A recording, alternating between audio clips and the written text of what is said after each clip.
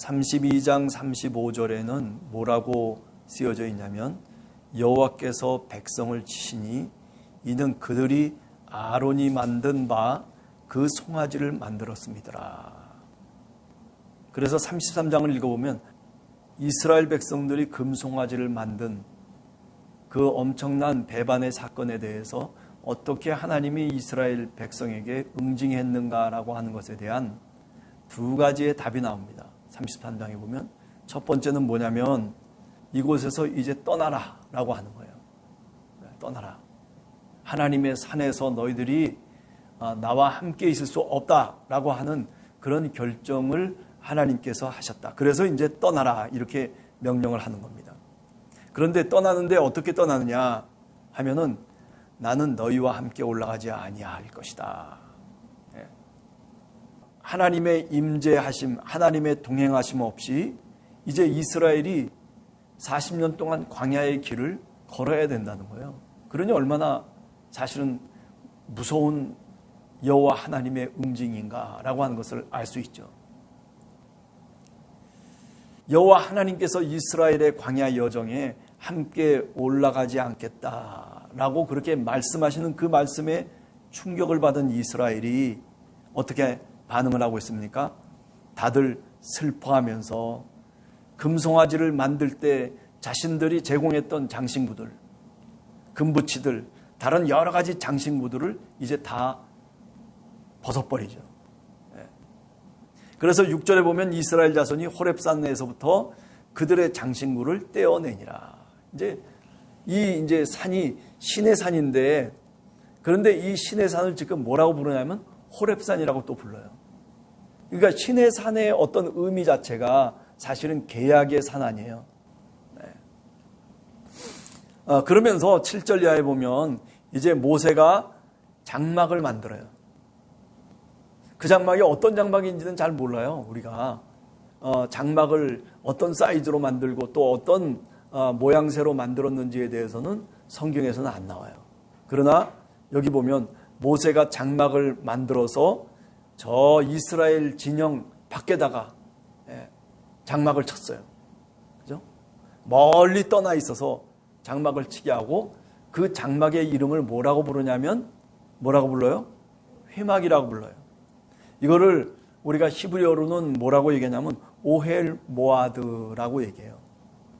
뭔가 약속을 통해서 모이는 장막, 그런 어떤 뜻입니다. 오헬 모아드라고 그렇게 얘기를 합니다.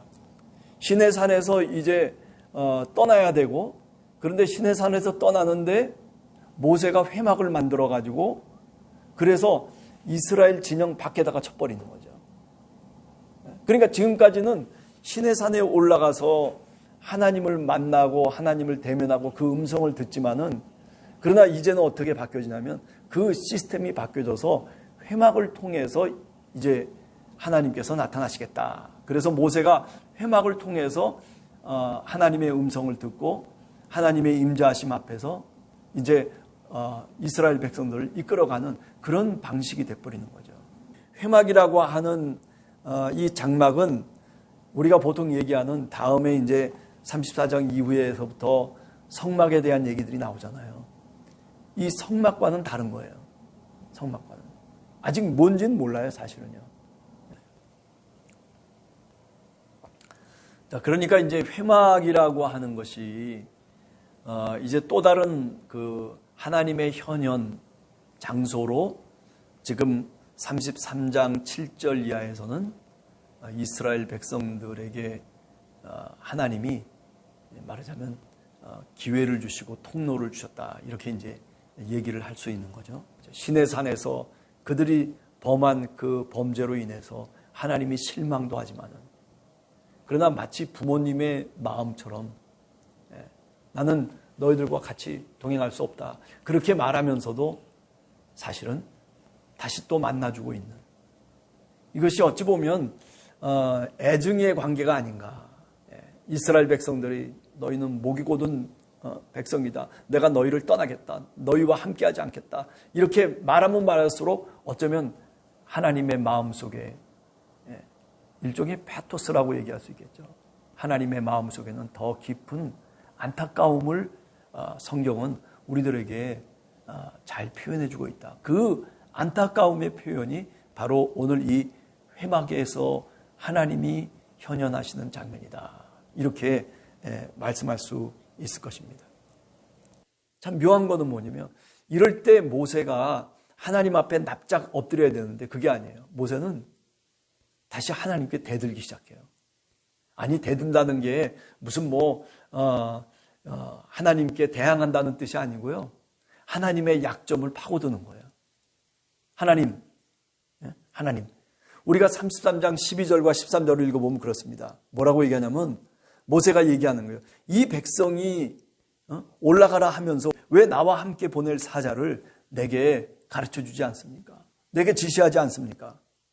주께서 전에 나는 너를 알고 너도 내 앞에서 은총을 입었다고 그렇게 여호와 하나님 당신이 말씀하지 않았습니까?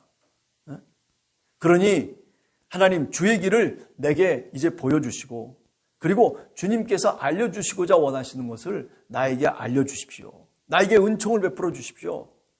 다시 한번 간청하오니 하고 맨 마지막에 뭐라고 얘기하냐면 이 백성을 주의 백성으로 여기소서라고 그렇게 13절 제일 마지막에 말씀하고 있어요. 네. 참 모세라고 하는 분이 어떤 때는 이렇게 담대하다라고 하는 이야기를 할 수밖에 없지 않을까 생각돼요. 자신이 쳐놓은 장막에 하나님이 임재하시고 계시는 그 사건을 보면서 그 사건을 체험하면서 그렇구나. 하나님이 나와 이제 하나님이 이스라엘과 동행하실 것이다라고 하는 그런 마음의 확신이 들었던 것 같아요. 그러니까 그 다음에 곧바로 이제 이스라엘 백성들의 죄를 용서해 달라고 이 백성이 당신의 백성으로 여겨달라고 그렇게 간곡하게 사실은 요청하고 있습니다. 그러니까 다시 말하면 이제 약속의 땅으로 가는 이 광야의 길에서 하나님 우리와 동행해 주셔야 됩니다라고 하는 그런 간절한 기도죠. 누구를 위해서요? 바로 이 백성이 당신의 백성이 아닙니까? 라고 하는 말하자면 호소를 하나님 여호와께 하고 있는 거죠. 그랬더니 14절에 뭐라고 얘기합니까? 여호와께서 이르시되 이렇게 계속 대화가 오고 가고 있어요. 내가 친히 가리라. 내가 너를 쉬게 하리라. 내가 그래 네 말을 들을게. 그래 나도 네가 이렇게 나한테 간곡하게 호소하기를 사실은 내 마음속에 더 원했던 하나님이야. 그런 뜻이죠. 사실은요. 내가 친히 가리라. 내가 너를 쉬게 하리라. 네가 마음속에 그렇게 안타까워하고 네가 마음속에 그렇게 힘들어하는 그 너를 나도 볼 수가 없어. 모세야, 네가 말하고 네가 호소하는 네가 간청하는 그 말을 내가 들어줄게. 이제 너는 쉬어도 돼. 그런 말씀입니다. 저는 이 말을 통해서 뭐를 상상하게 되냐면 우리 주님 예수 그리스도께서 그죠? 마태복음 11장 27절에 수고하고 무거운 짐진 자들아 다 내게로 오라 내가 너희를 쉬게 하리라. 그렇게 말씀하셨던 주님의 음성을 다시 듣게 됩니다. 그래 모세야, 네가 이 목이 곧은 백성들을 이끌어가느라고 너도 힘들지. 내가 그래 안 올라가겠다고 내가 이스라엘 백성과 내가 이제 연을 끊겠다고 같이 함께 동행하지 않겠다고 내가 그렇게 말했지만 그러나 그것은 내 본심이 아니야. 나도 내 마음이 안타까워. 그래 모세야 네가 잘 얘기했다. 그래 내가 그렇게 네 간구를 들어주마라고 하는 그런 의미가 사실은 33장 14절에서 나오고 있는 겁니다. 여호와 하나님께서 말하니까 모세가 또 그 틈에 또 다시 또 얘기하는 거예요. 참 재미난 16절에 보면 어떻게 얘기합니까? 나와 주의 백성이 주의 목전에서 은총을 입은 줄을 그렇다면 제가 무엇으로 알 수가 있습니까? 주님 그 증거를 우리들에게 나타내 보여주십시오라고 하는 한 발자국 더 나가는 거죠. 네, 한 발자국 더 나가는 거예요. 주님이 말씀해 놓고 혹시 또 이렇게 주님이 그 말을 바꾸면 어떻게 하겠습니까? 뭔가 증거를 보여주십시오라고 다시 한번 확인을 해죠. 그래서 33장 17절에 보면 여호와께서 모세에게 이르시되 네가 말하는 이 일도 내가 하리라. 모세가 이렇게 얘기하니까 하나님이 또 들어주세요. 네가 말하는 그 말, 그래, 네가 말하는 그 말을 내가 그대로 들어줄 것이다. 너는 내 목전에서 은총을 입었고, 그리고 내가 너의 이름도 내가 너를 알고 있지 않느냐. 내가 너 이름을 내 생명의 책에 써놓지 않았느냐. 이 말에 네 이 기도에 내가 응답해 주겠다. 그렇게 또다시 여호와 하나님께서 더 뒤로 물러서세요. 그죠? 그랬더니 또 보세요. 18절에 또 뭐라고 얘기합니까? 모세가 또 이르시되, 모세가 또 치고 또 들어가요. 뭐라고 얘기합니까? 모세가 이르되 원하건대 주의 영광을 내게 보이소서. 야, 여러분, 우리가 기도를 해도, 우리가 간구를 해도 이렇게 간구하는 거예요. 네. 그죠? 하나님의 긍휼하심을 구하고, 그리고 하나님의 마음을 내가 분명히 이제 알았다면, 그렇다면 하나님께 더 한 발자국 가까이 나가야 되는 거예요. 또 더 한 발자국 가까이 나가는 거예요. 그래서 지금 이 모세는 하나님의 영광을 보여달라고까지 이제 나간 거예요. 이제는 이건 뭐냐면, 하나님의 영광을 보여달라고 하는 것은 뭐냐면, 하나님, 내가 하나님을 봐야 되겠다는 거예요. 지금까지 어떻게 했어요? 하나님은 말씀으로 인도했어요. 그런데 지금 엉뚱하게 이 모세가 당신의 영광을 봐야 되겠다는 거예요. 내가 무엇으로 하나님을 믿겠습니까? 원하건대 주의 영광을 내게 보여주시옵소서. 그래서 19절에서부터 22절까지가 뭐냐면은 여호와 하나님께서 모세에게 당신을 보여주는, 당신의 그 모습을 나타내 보여주시는 장면이 드디어 나오는 겁니다. 이거는요, 성경 속에 한 번밖에 안 나오는 장면이에요. 22절에 여호와 하나님께서 모세에게 얘기합니다. 내 영광이 지나갈 때에 내가 너를 반석 틈에 두고 내가 지나가도록 내 손으로 너를 덮어두었다가 손을 거두리니 네가 내 등을 볼 것이요 얼굴은 보지 못하리라. 하나님의 사랑이죠. 하나님의 모세를 향한 배려. 네. 정말 하나님이 이렇게 모세를 사랑했던 것 같아요. 혹시라도 네가 죽을지 모르니, 내 영광을 보면서 네가 쓰러질지 모르니, 그러니 내가 네 얼굴을 가려주겠다는 거예요. 네. 할렐루야. 네. 저는 이 회막 속에서 이 지금 1년에 일어나는 이 장면, 이 모세와 하나님과의 이 대화, 호소와 그리고 하나님의 응답, 이것 속에서 무엇보다도 제가 느끼는 것은 뭐냐면, 하나님은 인격적인 하나님이시다라고 하는 거예요. 여러분, 인격적인 하나님이라고 하는 게 어떤 뜻이겠어요? 이렇게 언제든지 자신의 뜻을 바꿀 수 있는 분이 인격적인 하나님이에요.